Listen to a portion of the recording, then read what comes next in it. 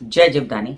Beauty with astrology की founder मैं कामिनी खन्ना आप सभी समझदार दर्शकों के साथ एक बार फिर एक चर्चा लेकर हाजिर हूँ।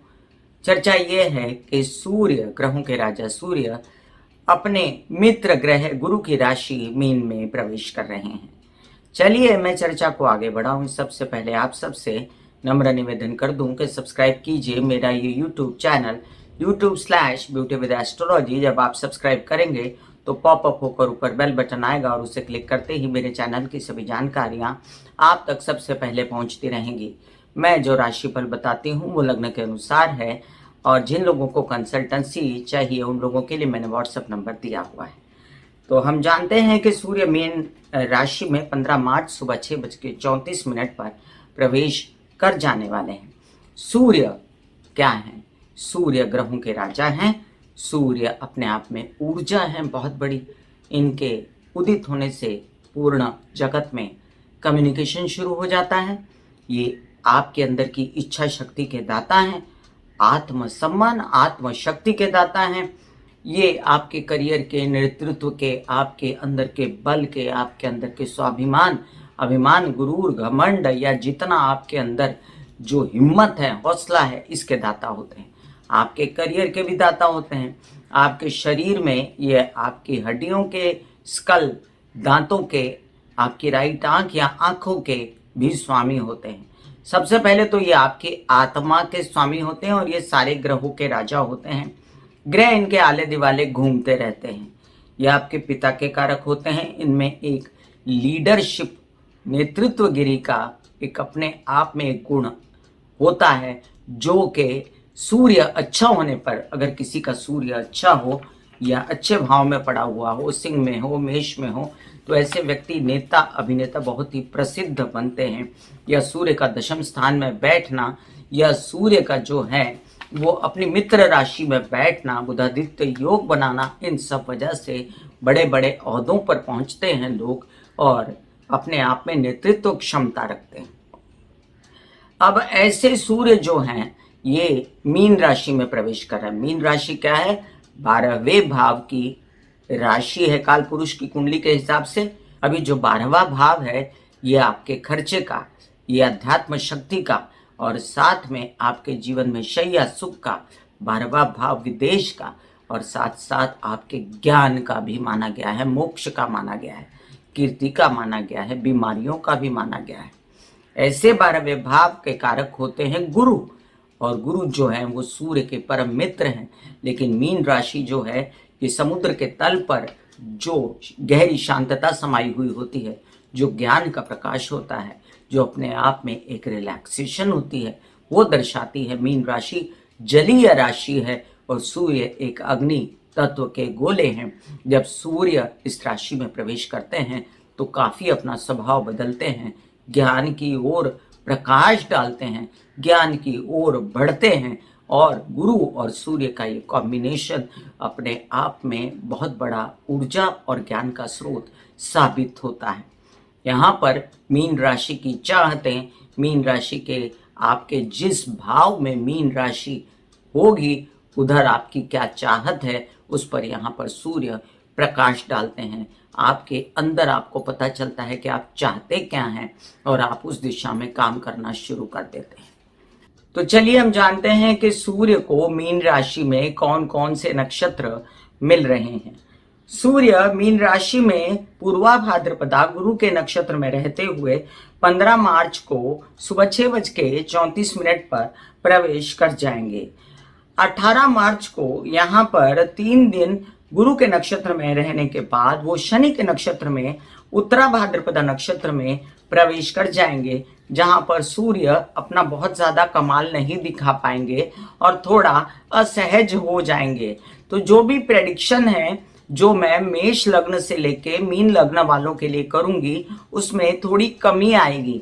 तो यहाँ पर ये समझ लें कि जब सूर्य 3 दिन पहले और जब तक उत्तरा भाद्रपदा नक्षत्र में है 31 मार्च तक, तब तक ये 18 से 31 मार्च तक ये जो बीच का पीरियड आएगा 11-12 दिन का, इसमें सूर्य का प्रभाव बहुत ज्यादा अच्छा नहीं रहेगा क्योंकि सूर्य शनि के उत्तरा भाद्रपदा नक्षत्र में रहेंगे।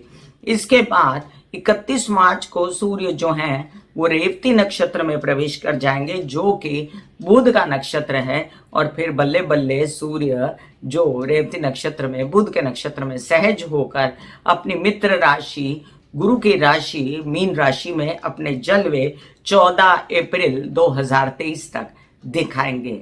तो उसी तरह मेरा राशि भविष्य आप ग्रहित धरिएगा। अब मैं आपको बता दूं यहाँ पर कि मेष से लेकर मीन राशि पर इसका क्या प्रभाव पड़ेगा जब सूर्य अपने मित्र राशि गुरु की राशि मीन राशि में प्रवेश कर जाएंगे। सबसे मजेदार बात यह है कि मीन राशि में इन दिनों गुरु खुद विराजमान है और सूर्य गुरु की यहाँ पर जो कॉम्बिनेशन युति होगी वो बहुत ही ज़्यादा अपने आप में धार्मिक चीज़ों को जो है आगे लेकर आएगी। जो आपके अंदर अध्यात्म है, ज्ञान है, गुण है, उनको सबको दर्शाएगी और आपके जीवन में जो है वो उजाला प्रकाश पड़ेगा आपके गुणों पर।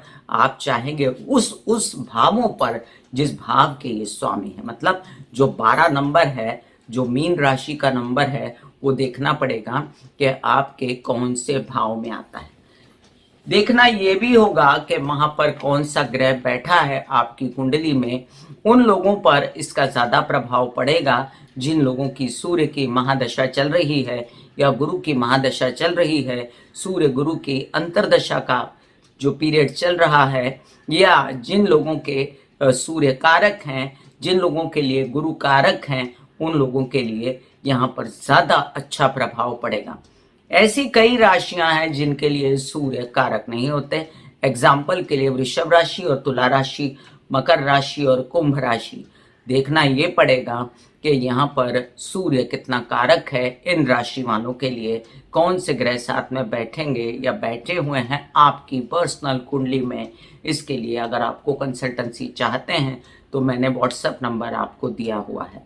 तो चलिए अब हम चर्चा को आगे बढ़ाते हुए ये जान लें कि ये सूर्य की दृष्टि जो है मीन राशि से सीधा कन्या राशि पर सप्तम दृष्टि से सूर्य देखेंगे। वैसे तो सप्तम दृष्टि सूर्य की नीच की दृष्टि मानी गई है, लेकिन कन्या राशि सूर्य की मित्र राशि है, बुध की राशि है। मजेदार बात और भी एक है ये कि सूर्य के मीन राशि में प्रवेश करने के बाद पीछे पीछे बुधादित्य योग बनाने के लिए और अपने मित्र को सपोर्ट देने के लिए बुध आ खड़े होंगे और उसका वीडियो आपको मिलेगा। लेकिन बुध यहाँ पर नीच के हो जाएंगे, उनके अवगुणों को सूर्य विसार देंगे और सूर्य अपनी अमित्र राशि जो कि मीन राशि है वहां पर संभल जाएंगे। इस चर्चा को हम उस वीडियो में जो है बात करेंगे, उसका विस्तार पूर्वक जानेंगे, जिसमें मैं आपको बताऊंगी कि बुध मीन राशि में जाकर क्या करेगा और कैसे रहेगा, असहज रहेगा या सहज रहेगा। आज तो हम चर्चा करेंगे कि ये ट्री कॉम्बिनेशन जो होगा सूर्य बुध और गुरु, एक तो सूर्य गुरु मित्र सूर्य और बुध मित्र, तो कौन सबसे ज्यादा फायदे में है? यहाँ सूर्य सबसे ज्यादा फायदे में है, ना गुरु ना बुध, क्योंकि गुरु के साथ उसका जो है दुश्मन ग्रह बुध आकर बैठ गया है। बुध के साथ उसका दुश्मन ग्रह गुरु भी है और बुध के साथ वो उसकी अमित्र राशि भी है मीन राशि। लेकिन सूर्य यहाँ पर विन विन सिचुएशन में है। सूर्य कैसे विन विन सिचुएशन में है? सूर्य अपने मित्र गुरु के साथ में है, सूर्य अपने मित्र बुध के साथ में है, बुधादित्य योग बनाते हैं और साथ में कन्या राशि को देखते हैं। क्या क्या लाभ देने जा रहे हैं? ऐसी स्थिति में सरकार के दाता और पेपर कागजों के दाता, बहुत ज्यादा जो गवर्नमेंट से रिलेटेड जितनी समस्याएं या गवर्नमेंट अधिकारियों से रिलेटेड बातें होती हैं, ओहदों की बातें होती हैं, नौकरी की बातें होती हैं, तो आप लोगों के लिए ये सुनहरा अवसर आया है नौकरी प्राप्त करने का। आपके लिए सुनहरा अवसर आया है इंक्रीमेंट करने का, किसी अच्छे ओहदे को प्राप्त करने का, नेतागिरी अभिनेतागिरी में आगे बढ़ने का। किन किन राशि वालों को चलिए जानते हैं संक्षेप में। मेष लग्न कारक है आपके लिए सूर्य, आपके पंचम भाव के स्वामी हैं, दिमाग के स्वामी हैं। अपने से कहाँ जा रहे हैं? अष्टम जा रहे हैं, तो दिमाग तो खर्चा होगा, थकेगा, लेकिन अपनी मित्र राशि में जा रहे हैं, विदेश रिलेटेड कामों में आपको अत्यंत लाभ होने वाला है। आपके कई सारे पेपरबाजी, वीज़ा वगैरह से रिलेटेड समस्याएं खत्म हो जाएंगी। वहाँ जाकर आपको ग्रीन कार्ड्स वगैरह चाहिए या वहाँ की नागरिकत्व चाहिए, जो कि आपको नहीं लेनी चाहिए। इंडिया में ही सब कुछ करना चाहिए, अपना कौशल दिखाना चाहिए, लेकिन फिर भी अगर आप वहाँ का कुछ चाह रहे हैं तो आपका काम हो जाएगा। प्रेम संबंध आपके उच्च कोटि के होंगे। आपके अपनी इस सब क्रीड़ाओं में आपके पैसे भी खर्च होंगे और वो खर्चों से आप उदास नहीं हैं। अचानक ज्ञान का प्रकाश पड़ेगा कि मेडिटेशन कैसे किया जाता है, ध्यान और ज्ञान की तरफ कैसे आगे बढ़ना है, बच्चों के साथ कैसे बिहेव करना है, उनकी पढ़ाई, अपनी अध्ययन पढ़ाई, ज्ञान मार्ग के लिए क्या करना चाहिए। मित्रों से आपको सहयोग मिलेगा आंशिक रूप से, और साथ साथ ये भी जानिए आप कि आपके व्यवसाय की वृद्धि यहाँ पर और विदेशों में दोनों जगह हो सकती है। वृषभ लग्न, कारक नहीं है आपके लिए सूर्य, चतुर्थ भाव का स्वामी है, फिर भी स्थान बली होगा। लाभ में बैठकर आपको गुरु के साथ बड़े बड़े कामों में, जैसे गवर्नमेंट टेंडर्स होते हैं, केसेस विवाद होते हैं, या नौकरी पेशा लोगों को लाभ चाहिए, इंक्रीमेंट चाहिए, आगे बढ़ना है उनके लिए, तो माता पक्ष से पूर्ण सहयोग, गवर्नमेंटल बॉडी से पूर्ण सहयोग, और साथ साथ आपके कई सारे ऐसे काम होते नजर आते हैं जिसमें आप चाहते थे आपके ताया चाचा पिता समान लोगों का भी हाथ रहे और आपके व्यवसाय में वृद्धि हो, तो वो भी होगा। आप चाहते हैं प्रॉपर्टी वगैरह खरीदना, तो उसके लिए भी आप आगे बढ़ सकते हैं। वाहन लाने के योग बन सकते हैं। अब यहाँ पर देखने वाली बात क्या है, पंचम भाव पर दृष्टि पड़ रही है सूर्य की। आपकी बुद्धि बड़ी तीक्ष्ण हो जाएगी। आपके बच्चे अगर एग्जाम देने वाले हैं तो बहुत जल्दी ग्रैस्प करेंगे सब चीज़ों को, और आप भी ग्रैस्प करेंगे। आपके कई सारे काम बनते नजर आते हैं जो आपकी बुद्धिमत्ता से रिलेटेड है या गवर्नमेंट बॉडी से रिलेटेड है।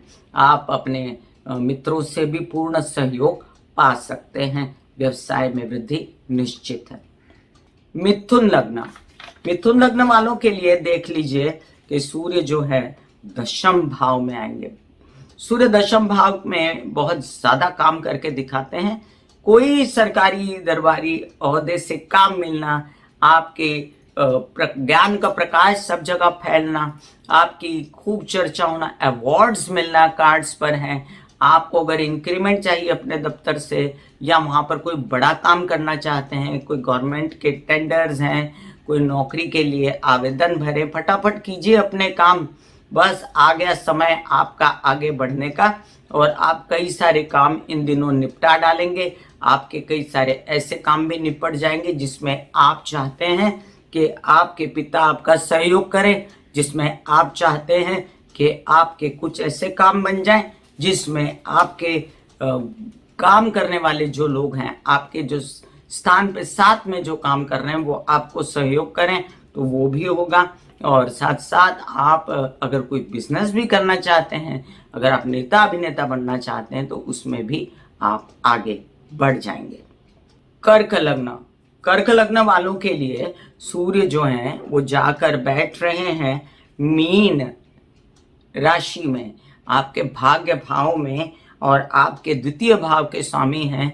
धन की वृद्धि, संचित धन में वृद्धि, अचानक से धन का आना, अचानक से आपके सारे काम जो ऑफर्स थे वो कार्यान्वित हो जाना, व्यवसाय का बढ़ना, और आपके कई सारे काम जो ताया चाचा पिता समान लोगों के साथ मिलकर करने थे वो बढ़ना, यात्राओं में लाभ होना, धार्मिक यात्राएं होना, और आपके छोटे भाई बहन और बड़े भाई बहन दोनों से आपकी मदद होना, ये भी सब कार्ड पर दिखता है।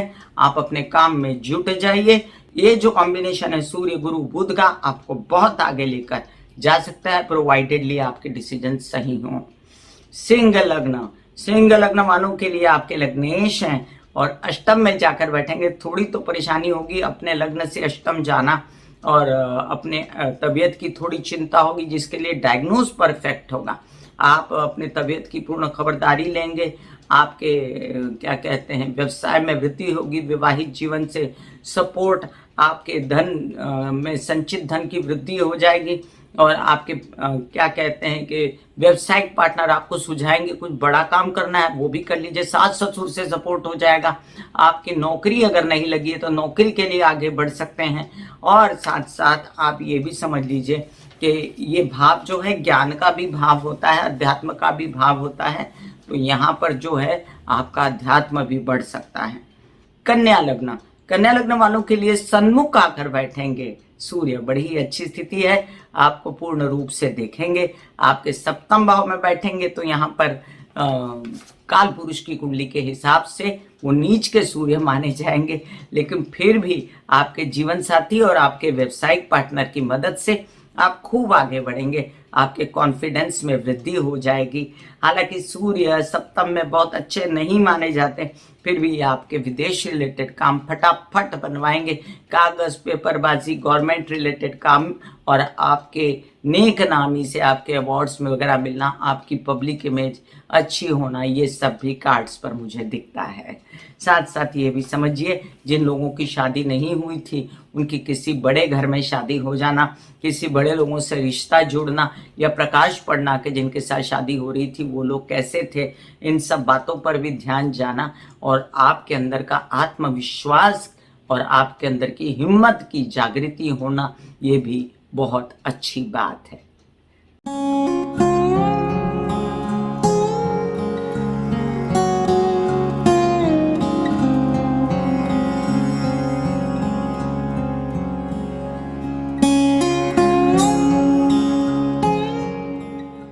तुला लग्न, तुला लग्न वालों के लिए यहाँ पर देखने वाली बात यह है कि सूर्य जो हैं आपके लाभ भाव के स्वामी हैं और लाभ भाव के स्वामी होकर आपके षष्ठ भाव में बैठने वाले हैं।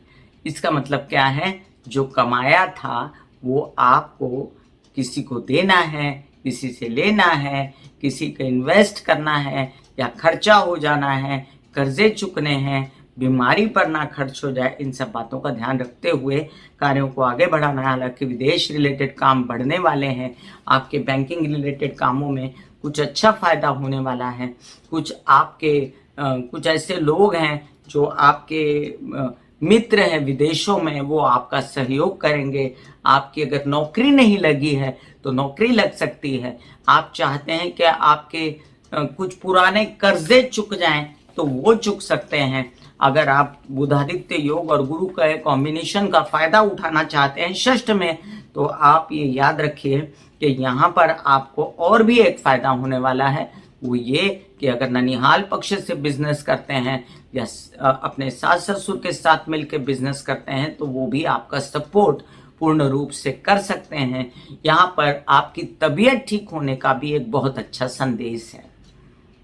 वृश्चिक लग्न, वृश्चिक लग्न वालों के लिए बहुत अच्छी स्थिति है कि उनके दशम भाव के स्वामी पंचम भाव में आकर बैठेंगे। अपनी बुद्धि से, अपनी सूझबूझ से, अपनी डिसीजन से अपने बच्चों का और अपना दोनों की बढ़ोतरी ये करके दिखाएंगे। आपके कई सारे काम जिसमें व्यवसाय शामिल है, आपके कई सारे काम जिसमें आपके बच्चों की बेहतरी शामिल है, ज्ञान से, पढ़ाई से, विद्या अध्ययन से या आपकी ज्ञान से, पढ़ाई से, तो आपको वीज़ा वगैरह लगना और आपके कार्यों से, आपके व्यवसाय से धन की प्राप्ति होना, केसेस विवाद से मुक्ति मिलना और साथ में आपके गवर्नमेंटल बॉडीज से रिलेटेड कई काम बन जाना कार्ड्स पर दिखता है।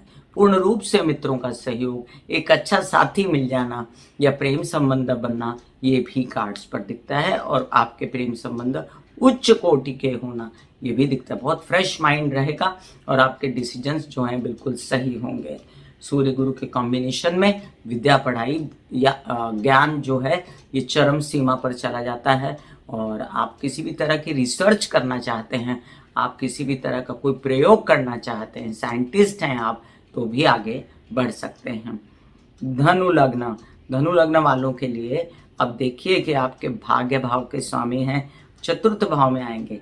माँ के सहयोग से अचानक से कोई बड़ा काम मिल जाना, माँ का सपोर्ट लीजिए, माँ की बुद्धिमानी देखिए। आपके तो निर्णय गलत हो रहे हैं, इन दिनों राहु बैठा है पंचम भाव में, तो आप ना निर्णय लीजिए। कोई अच्छा काम आए तो माँ से बात कीजिए और उनको डिसीजन लेने दीजिए, तो वो आपके डिसीजन सही ले पाएंगी। और आपके कई सारे काम, अगर आपको प्रॉपर्टी खरीदनी है, प्रॉपर्टी से रिलेटेड कोई क्रय विक्रय करना है, कोई वाहन लेना है, कोई घर के हेल्पर्स बढ़ाने हैं, स्टाफ बढ़ाना है, इस तरह के सुखों में वृद्धि करनी है, रेनोवेशन करनी है, नया घर बांधना है, और या यात्रा पे जाना है, या आपके यात्रा में काम करना है, तो बहुत शुभ अवसर है कि आपके ये काम बहुत अच्छे होंगे।